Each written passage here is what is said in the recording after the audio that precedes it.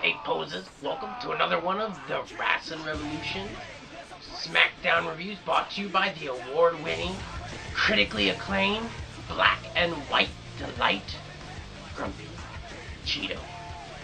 First off, would like to say thank you to my new subscribers, which is Blue Star D6 and TJ Solomon 93. I'd also still like to say go to WrestlingRevolution.com, the epic center for your wrestling needs, where you can check out all of our content and community and everything. Everything you need for wrestling and to make wrestling interesting is there. Alright, so let's jump into SmackDown.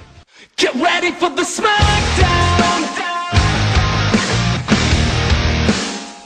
Get ready for the Smackdown! How you gonna react when you put on your back now? Cause there's no turning back when you're facing the Smackdown!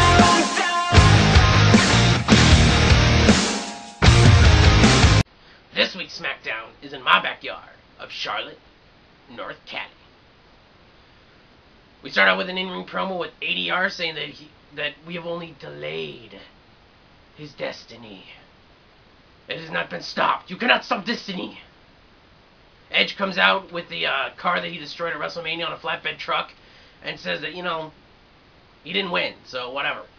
And then he said he needs to buy a new fancy car and drive to the back of the line. So, there's other people who deserve a title shot before he does again. So then, all of a sudden somebody beeps a horn in the flatbed. Guess who it is? It's Christian in the driver's seat. Wow, I wonder if Christian is the one he was talking about who deserves a title shot before ADR.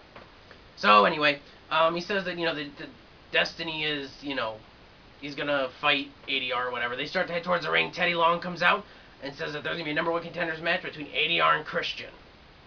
And that the world title will be defended at Extreme Rules in a ladder match. Not bad. Edge pretty good in ladder matches. I'm hoping it's going to be Christian versus Edge in a ladder match. If not, maybe a triple threat. ADR, Christian, and Edge to kind of change it up a little bit instead of having a Mania rematch. We'll see. Anyway, the first match of the night we go into is a WrestleMania rematch, which is Big Slow, Chabang, Santino, and Kofi Kingston versus the Boar, the Core. I gave this 3 out of 5 Black Rangers. Alright, it was a 2 out of 3 falls match. It was an okay match, I just didn't like the ending. Kofi got the first one with a high cross body, so that was the first fall for Team Face. Team Heel got the second pinfall when Barrett hit a wasteland on Santino Marella and got the pin. And nobody on the Face team got in the ring to try to save Santino. Kind of made no sense to me. It's a tag match. You can kind of come in the ring and save your partner, but they chose not to. Maybe they're like, Santino, you're so dumb, we're just going to let you take this one. And then in the end, the third fall was a DQ against the heels because things broke down and the ref decided to DQ the Core. So the third fall went to the Faces, and the Faces won the 2 out of 3, which kind of really killed it. I was hoping in a WrestleMania rematch we'd get something better than what we got at WrestleMania, which was like the minute and a half match that we had, which, don't get me wrong, this match was actually really good. A really good tag match. Everybody got a chance. I think there was like 3 segments worth in this match, but I just didn't like the ending. I thought that we should have had a clear-cut winner, which the Core should have won. I'm sorry. The Core should have won. So anyway, I gave it 3 out of 5. It was okay. Next, we move to match 2 of the night, which is Cody Rhodes versus Trent Beretta. I gave it 2 out of 5 Yellow Rangers. It was an okay squash match. I'm a fan of those squash. I'm okay with squash matches, but they can't be like jobber squash matches, like where like the local guy. I mean, if you're gonna do like a jobber squash match, like where they get no offense in or anything like that, you need to have a local guy. However, if you have a actual contracted wrestler who travels with the company, then you need to at least have a little bit of back and forth action, which in this match they did. Trent Beretta actually got a little bit of offense. He had a nice missile drop kick, and he had some other nice high-octane moves. Cody Rhodes, of course, though, in the end, hit the Crossroads for the win. It wasn't bad, but it wasn't incredible either. It was an okay squash match for Cody after WrestleMania. Afterward, Cody Rhodes keeps beating up Trent Beretta after the bell, and Rey Mysterio comes out and tries to save Trent Beretta, and yada yada. These two guys are probably going to have a match at Extreme Rules. Mask versus Mask. Anyway, we have like a 15-20 minute Raw recap, which could have been a whole nother match. Kind of pisses me off. Then we go to another backstage promo, which is Edge and Christian. basically saying that there's a, basically showing there's a little dissension between E and C. They really just kind of, after Edge walked away, he left the world title. Christian was kind of sitting there staring at the world title, and then Edge came back and said, I see what you're doing. It was alright. I don't know. Next, we go to the third match of the night, which is Team Laycool versus Kelly Kelly and Beth Phoenix. Believe it or not, I gave this match 3 out of 5 Pink Rangers. It almost was a 4. There was some decent work in this match. Beth Phoenix and Layla had some good workers. Michelle McCool's coming along. Kelly Kelly had some decent offense, too. She's starting to get a little more comfortable in the ring. At the beginning of the match, McTaker accidentally knocks Layla off the apron, and then she tries to tag Layla in. And then Layla's on the floor. McTaker gets pissed. So then, finally, McTaker pins in.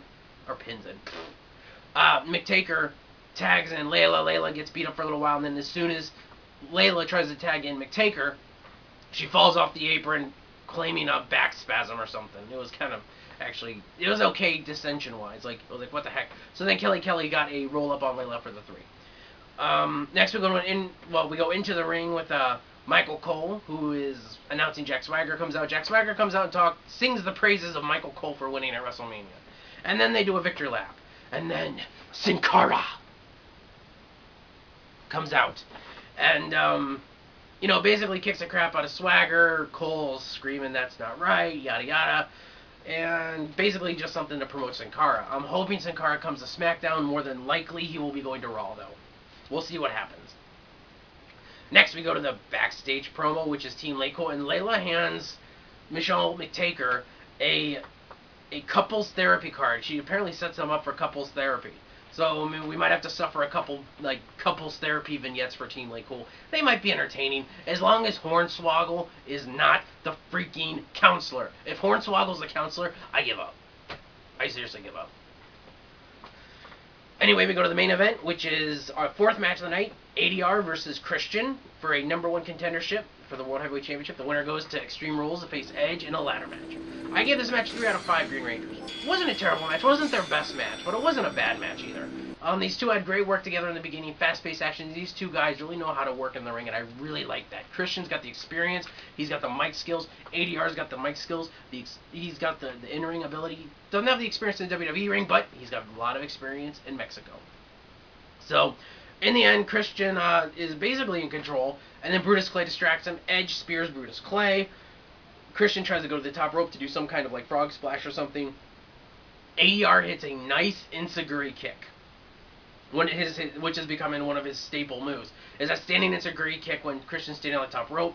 ADR pins him and gets the win. So now it's going to be ADR versus Edge at Extreme Rules in the ladder match.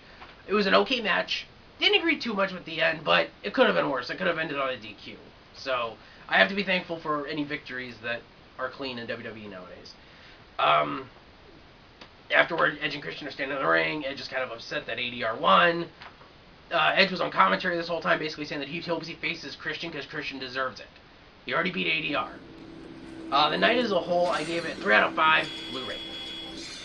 It was pretty good. I mean, it didn't really, it wasn't a horrible night, but there was a couple too many promos. The Raw recap basically took up a whole match worth of time. We could have had 5 matches, but instead we only had 4. And there were a couple backstage promos, but I didn't feel that any of the backstage promos were that ridiculous.